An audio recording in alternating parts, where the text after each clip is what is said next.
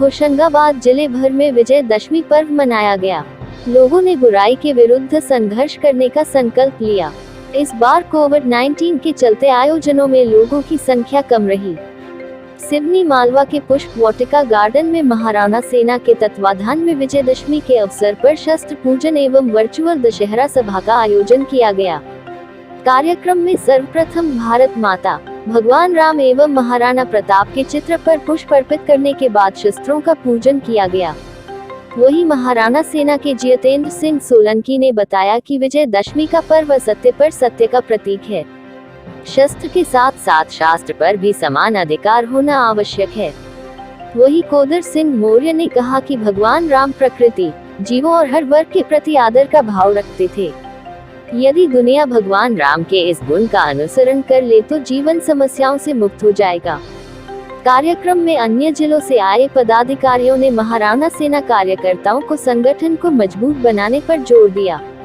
वहीं उन्होंने बताया कि महाराणा सेना का उद्देश्य सिर्फ राजपूत समाज का सहयोग ही नहीं बल्कि सभी समाज के लोगों का सहयोग करना है।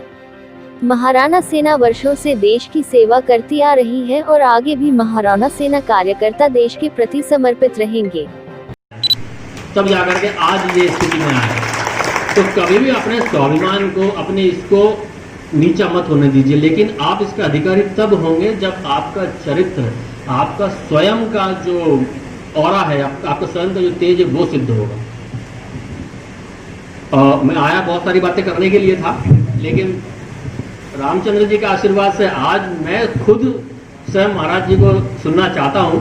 इसीलिए मैं अपनी वाणी को वर्तमान में यही विराम दूंगा और मैं महाराज जी से अपेक्षा करूंगा कि महाराज आप छत्ता है हमारे यहाँ पर, और यहाँ पर एक किला पूर्वीय राजपूतों ने बनवाया था जो वहाँ के जागीरदार थे। और ये मैं सल्तनत काल की बात कर रहा हूँ, जो मुगल नहीं आए थे। उस समय जब बहादुर शाह का गुजरात से आक्रमण हुआ, तब पूरणमल पुरबिया जो यहाँ के जागीरदार, और बाद में एक तरीके से वो इतने स्ट्रांग हो गए थे कि उन्होंने मालवा की सल्तनत पे कब्जा कर लिया था। डायरेक्टली और इनडायरेक्टली वो उसको रन कर रहे थे। तो जब उनको पता लगा कि बहादुर शाह गुजरात से आ रहा है, मुजफ्फर शाह, तो उन्होंने चित्तौड़ भेजा संदेशा मदद के लिए। चित्तौड़ में उस समय यही सिसोदिया गहलोत राजवंश शासन कर रहा था। साहब आप मानेंगे नहीं, रायसेन में जौहर करना पड़ा। उदयपुर की सेना 2 दिन लेट आई थी। ये समय का महत्व है, आप सोचिए, है ना। इसीलिए भविष्य में इस प्रकार के कार्यक्रमों में हम थोड़ा सा डिसिप्लिन जिसको बोलते हैं, है ना।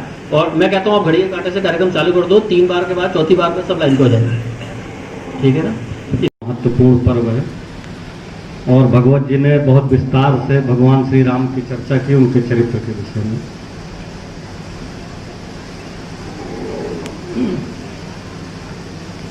भगवान श्री राम के चरित्र के विषय में हम करते तो हैं, लेकिन उसको हम अपने जीवन में उतारते नहीं हैं।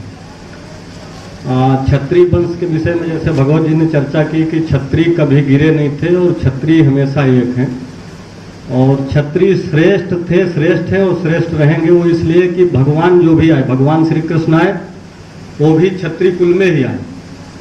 भगवान श्री राम रघुकुल में आए और भगवान श्री कृष्ण यदुवंश में आए। जो पहले सूर्यवंश था वो रघुवंश हो गया, और जो पहले यदुवंश था तो भगवान श्री कृष्ण यदुवंश में आए। यादव, आप बहुत सारे कथा में भागवत वक्ता कहते हैं कि भगवान श्री कृष्ण यादव थे, लेकिन वो यदुवंश था, वो क्षत्रिय थे। हमें अपने जीवन में भगवान श्री राम जैसा अगर बनना है तो हमें वैसे आचरण करना पड़ेगा। भगवान श्री राम जैसे आचरण करेंगे तभी हम क्षत्रिय कहलाने के योग्य होंगे। और क्षत्रियों में ये अगर श्रेष्ठता नहीं होती तो भगवान जो भी आए पृथ्वी पे क्षत्रियों के यहाँ ही नहीं आते। ये बिल्कुल बात कहीं ना कहीं सत्य है, और हमें वैसे ही अपने जीवन को बनाना है। हम श्रेष्ठ हैं इसका मतलब ये नहीं है कि अन्य समाज के जो लोग हैं वो श्रेष्ठ नहीं हैं। हमारा कर्तव्य है हम सबको लेके चलें। अपने समाज के लिए हम श्रेष्ठ हैं और अपने समाज के लिए हम जो भी कर सकते हैं हमें खुद करना भी चाहिए, लेकिन सबको लेके करना चाहिए। ईर्षा दोष, इससे हमको दूर रहना चाहिए। किसी का अधिक सम्मान हो रहा है तो हमको लग रहा है कि नहीं, आप उसका नाम दे दिया, हमारा नहीं दिया, इसका दे दिया, उसका दे दिया, ये सब चीज़ें हम जब तक अहंकार को नहीं भूलेंगे हम कोई भी संगठन नहीं चला पाएंगे। संगठन चलाने के लिए हमको अपने अहंकारों से रहित होना पड़ेगा, जो कि राम जी ने पूरी तरह उसको दिखाया है कि अपने भाई से कैसा प्रेम करना चाहिए, माता पिता से कैसा प्रेम होना चाहिए, पिता की आज्ञा का कैसे पालन करना चाहिए। कैकेयी ने भगवान श्री राम को 14 वर्ष का वनवास दिया, लेकिन जब जब अवसर आए तो सबसे पहले प्रणाम कैकेयी को ही किया राम जी ने, कहीं तक ईर्षा द्वेष नहीं रखा। भरत जी जैसा व्यक्ति, भरत जी ने राज को त्याग दिया,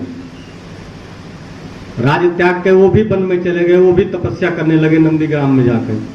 तो हमें भगवान श्री राम के आदर्शों पे ही चलना पड़ेगा। और जो युवा पीढ़ी है उन्हें तो पहले आपस में सामंजस्य बना के आपस में प्रेम किया जाए, धर्म के विषय में, अध्यात्म के विषय में, अपने कर्तव्यों के विषय में, अपने समाज के विषय में भी, क्षत्रियों का कहाँ से उत्पत्ति हुई, क्षत्रियों का कौन कौन से इतिहास में हमारे महापुरुष हुए, तो ये नई पीढ़ी को पढ़ना पड़ेगा और जानकारी रखना चाहिए। कौन कौन से राजपूत किस स्टेट में रहते हैं, क्या क्या सरनेम लिखते हैं, तो ये सब चीज़ें न्यू पीढ़ी को, युवा पीढ़ी को अपने आप में जानकारी रखना चाहिए।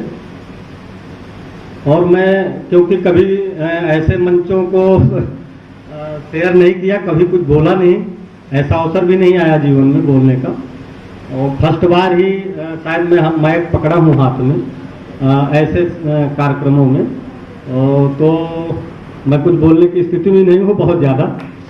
और विजयदशमी के पर्व पर महाराणा प्रताप सेना द्वारा शस्त्र पूजन कार्यक्रम में उपस्थित हुआ हूं। सभी मंचासीन गुरुदेव सभी को मेरा प्रणाम। सामने बैठे सभी राजपूत सरदार सभी को मेरा प्रणाम। जैसा कि भागवत जी ने जो बताया उसके बाद बताने के लिए कुछ बचता नहीं है। उन्होंने बहुत चीजें बहुत विस्तार से बताई। चूंकि माइक देर से चालू हुआ इसलिए मेरा ध्यान पूरा उन्हीं की ओर था, क्योंकि आवाज कम आ रही थी मेरे तक, लेकिन मेरा ध्यान उन्हीं की ओर था। मैं आगे भी उनसे चर्चा करना चाहूंगा, महाराणा सेना को लेकर, राजपूत समाज को लेकर। मेरा उद्देश्य सिर्फ यही होगा कि मैं कैसे उनको और राजपूत समाज को सहयोग कर सकूं, सिर्फ इस उद्देश्य से उनसे मिलना चाहूंगा। जैसे हमारे सामने जो चित्र हैं, मैंने जैसे ही देखा मुझे बहुत अच्छा लगा, और वाकई जैसा भागवत जी ने कहा कि हम श्रेष्ठ हैं, तो उसका कारण भी यह है कि हम श्रेष्ठ हैं। एक तरफ मर्यादा पुरुषोत्तम श्री राम है, जो कि उनके जीवन का परिचय हमें दे रहे हैं, और जैसा हमें बनना है वो इस रूप में दिखाई दे रहा है। दूसरा, हम क्यों हैं और क्यों राजपूत हैं और क्यों श्रेष्ठ हैं। क्यों? क्योंकि हमें भारत मां की रक्षा करने का कर्तव्य मिला है, इसलिए हम श्रेष्ठ हैं। बीच में हमारे वीर, जिनके शौर्य गाथाओं के कारण आज हम हमारा सर गर्व से ऊंचा रखते हैं, उनकी प्रतिछाया है। बहुत ज्यादा नहीं बोलूंगा, सिर्फ इतना बोलूंगा कि जब जब राजपूत खड़ा हुआ है, देश में बदलाव आया है, क्षेत्र में बदलाव आया है, गांव में बदलाव आया है, मोहल्ले में बदलाव आया है, घर में बदलाव आया है। लेकिन राजपूत कैसा हो, जैसा भागवत जी ने बताया वैसा हो। राजपूत सबसे पहले हमें अहम त्यागना होगा। ये एक बहुत बड़ी कमी है, चाहे मैं हूं चाहे कोई भी हो। हम राजपूत जरूर हैं, हम श्रेष्ठ जरूर हैं, पर नम्रता को भी हमें एक गहना हमारे अंदर बनाना होगा, तभी हम सब लोग एक साथ रहेंगे, एक साथ आगे बढ़ेंगे और हम अपनों की मदद कर पाएंगे। और जो हमारे और एक जिस दृष्टि से देखते हैं कि ये राजपूत हैं, ये हमारी मदद करेंगे, तो हम भी उनकी भी मदद कर पाएंगे। और भी वक्ता यहाँ उपस्थित हैं। दशहरा पर किस तरीके का आयोजन किया गया और क्या संदेश दिया गया समाज के लिए? जैसा कि क्षत्रियों द्वारा, क्षत्रियों की परंपरा रही है कि विजयदशमी के दिन शस्त्रों का पूजन होता है। शस्त्र और शास्त्र दोनों का क्षत्रिय समाज पूजन करती है। इसी उपलक्ष्य में आज कार्यक्रम रखा गया था महाराणा सेना परिवार द्वारा, महाराणा सेना जिला औषागाबाद द्वारा, जिसमें सभी महाराणा सेना के सैनिक उपस्थित थे और शस्त्र और शास्त्र का विधिवत क्षत्रिय कुल परंपरा अनुसार पूजन किया गया। क्या संदेश दिया गया? इससे यह संदेश गया है कि क्षत्रिय, कोई भी क्षत्रिय अपनी परंपरा को नहीं भूले। विजयादशमी के दिन परंपरा रही है कि इस परंपरा का निर्माण करते हुए शस्त्र और शास्त्र का पूजन किया जाए। दशहरे पर क्या संदेश दिया जा रहा है? किस तरीके का आयोजन किया गया है? आज जो कार्यक्रम था वो राजपूत सरदारों द्वारा शस्त्र पूजन का कार्यक्रम था। महाराणा सेना द्वारा आज कार्यक्रम आयोजित किया गया। सभी राजपूत अपने अपने घरों में विजयदशमी पर शस्त्र पूजा करते हैं। आज महाराणा सेना द्वारा सभी लोगों को, तहसील के, जिले के अधिकतर लोगों को यहाँ उपस्थित किया गया और सभी ने यहाँ सामूहिक तौर पर शस्त्र पूजन किया।